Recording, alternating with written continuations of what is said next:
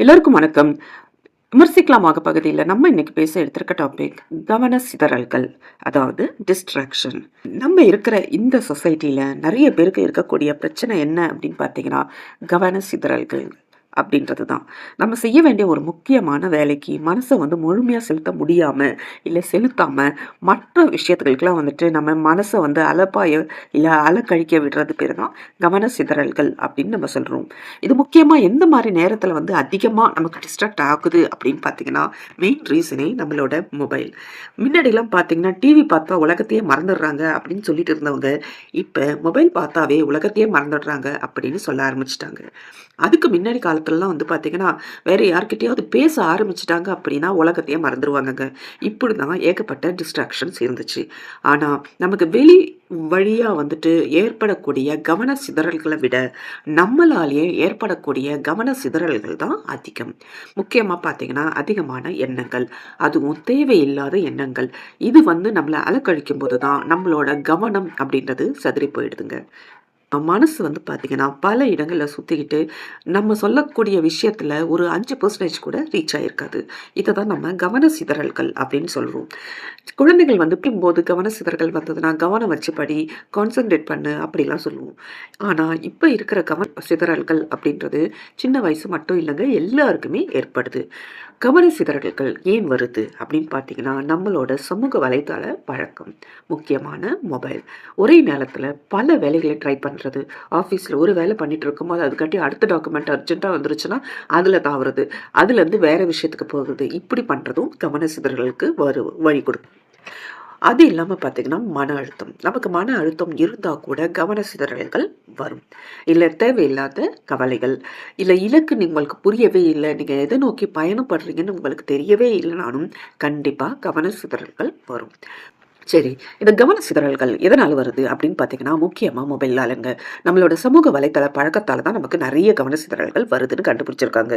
ஒரே நேரத்துல பல வேலைகளை இழுத்து போட்டு செய்ய முயற்சிப்பது கூட கவன சிதறலுக்கு வழிவகுக்கும். முக்கியமா நமக்கு மன அழுத்தமோ, இல்ல கவலைகளோ இருந்துட்டு இருந்துச்சு அப்படின்னா, கவன சிதறல் அப்படின்றது ஆட்டோமேட்டிக்காவே வர ஆரம்பிச்சுருங்க. இதுலருந்தே நம்ம தெரிஞ்சுக்கலாம் நம்மளோட மனம் அழுத்தத்துல இருக்கு அப்படின்னு சொல்லிட்டு.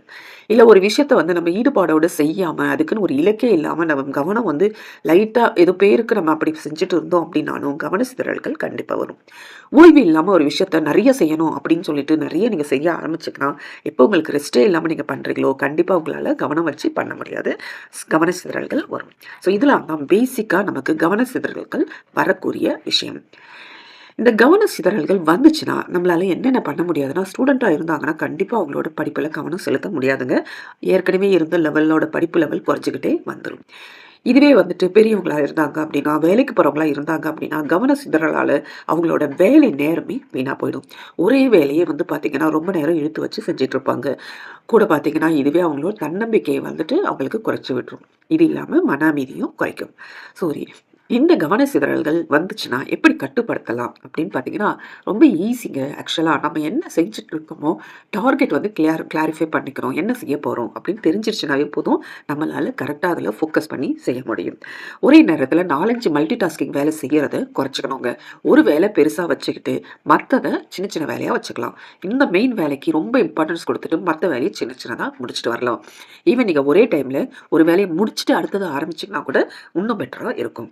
அது இல்லாம பார்த்தீங்கன்னா, இப்ப இருக்க காலகட்டத்துக்கு மொபைல் நம்மளையே அடிமையாக்கக்கூடிய ஒரு விஷயமா இருக்கு. இந்த மொபைல என்ன பண்ணலாம்னா, முக்கியமான ஒரு வேலை நம்ம செய்யும்போது, முடிஞ்ச வரைக்கும் மொபைல ஸ்விட்ச் ஆஃப் பண்ணி வச்சிரலாம். அப்படி இல்லன்னா சைலன்ட் மோட்ல போட்டு வச்சிருக்கலாம். ஈவன் நீங்க படிக்கும்போது, ஒரு விஷயத்த டார்கெட்டா செஞ்சுட்டு இருக்கும்போது, மொபைல ஓரம் கட்டுறது ரொம்ப ரொம்ப நல்லதுங்க.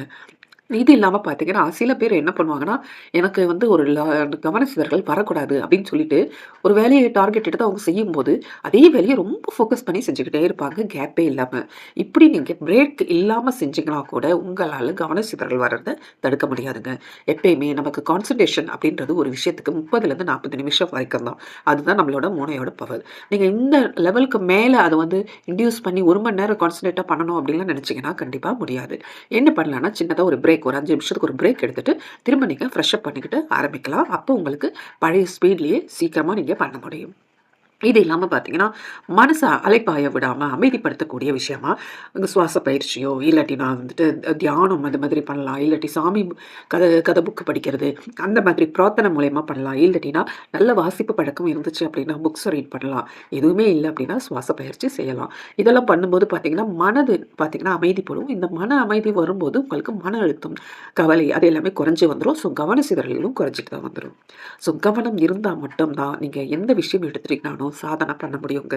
கவனம் வைக்கிறது ரொம்ப ரொம்ப நல்லது.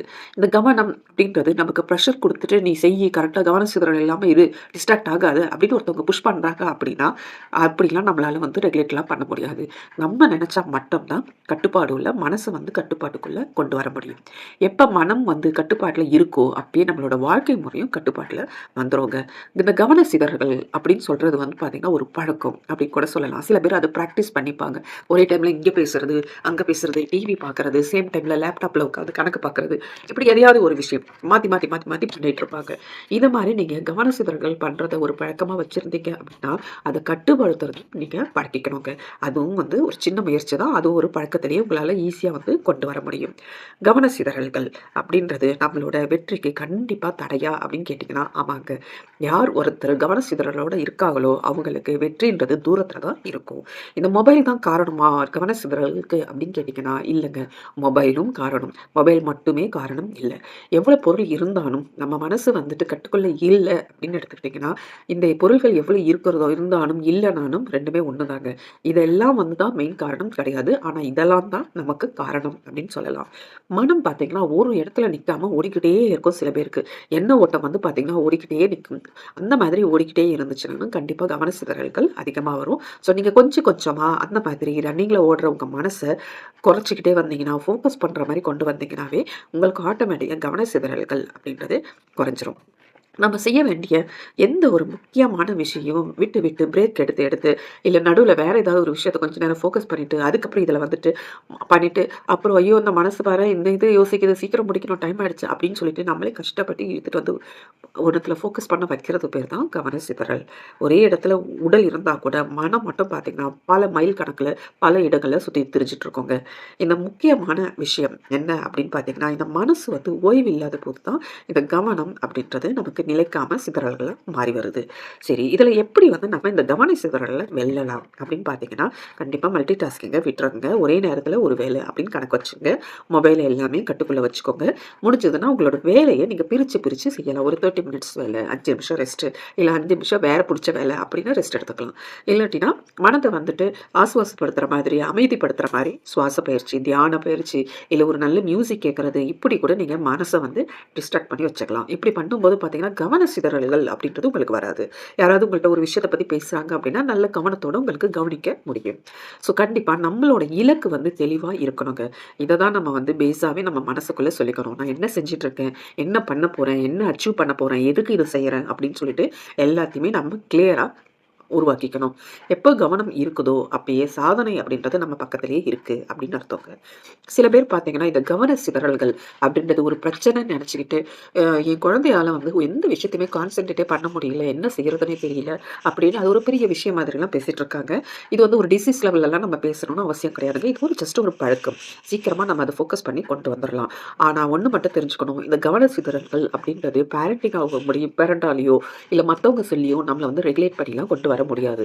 யார் சம்மந்தப்பட்டிருக்காங்களோ, அவங்க வந்து ரெகுலேட் பண்ணி கொண்டு வந்தா மட்டும் தான் இந்த கவன சிதறல்கள விட்டு நீங்க ஈஸியா வந்துட்டு வெளில வர முடியும்.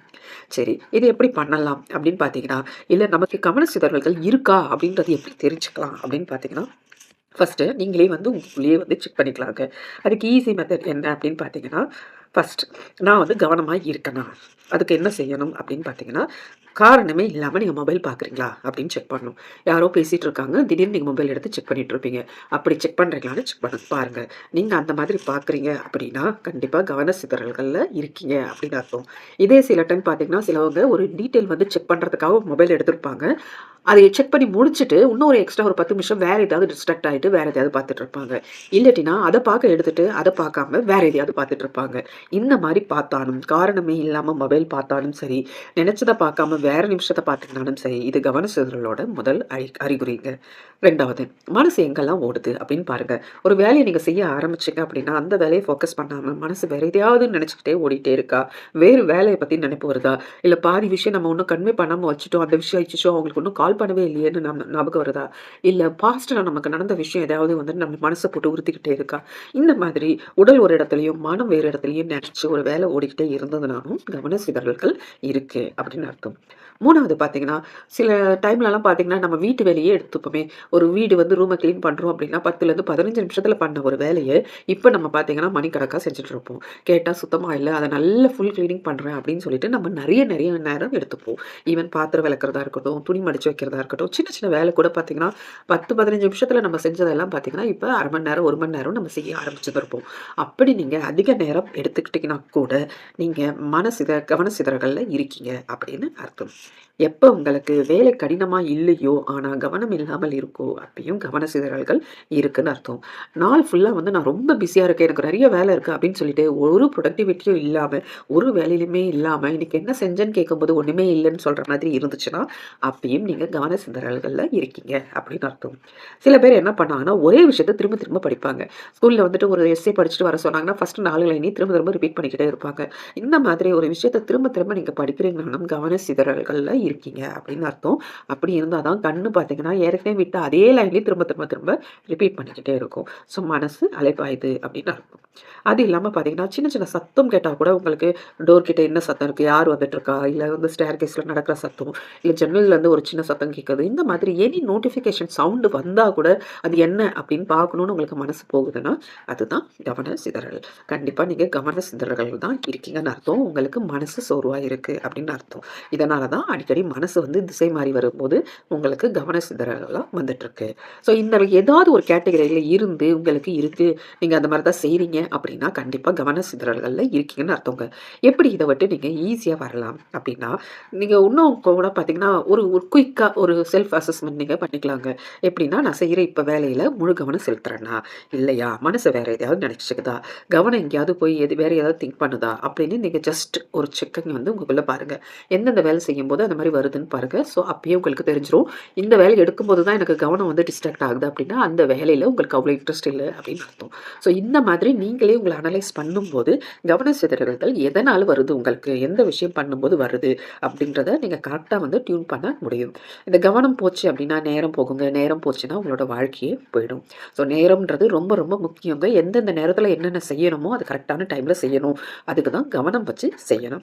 இந்த கவனம் சிதறல் அப்படின்றது படிக்கிற பசங்களுக்கு மட்டும் இல்லங்க. வேலை செய்றவங்களுக்கு, விளையாட்டுத் துறையில இருக்கிறவங்களுக்கு எல்லாருக்குமே கவன சிதறல்கள் அப்படின்றது ரொம்ப ரொம்ப ரொம்ப முக்கியமான ஒரு விஷயம் தான்.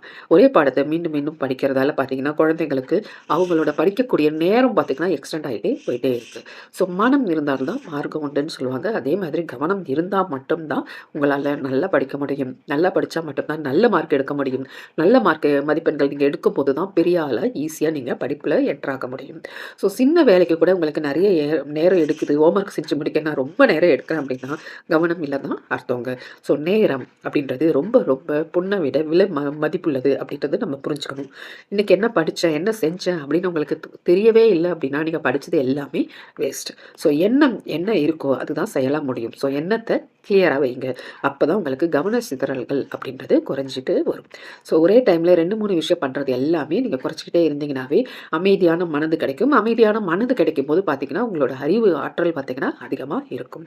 ஸோ சின்னதுலேருந்தே உங்களுக்கு இந்த மாரி கவன சிதறலை விட்டு வரது ரொம்ப ரொம்ப கஷ்டமா இருக்கு அப்படின்னு நீங்க நினைச்சீங்கன்னா, கொஞ்சம் கொஞ்சமா ட்ரை பண்ணுங்க. ஏன்னா பயிற்சி இருந்துச்சுனாவே எல்லா டைம்லயுமே ஈஸியா நம்ம ஃபோக்கஸ் பண்ணி கொண்டு வந்துரலாங்க.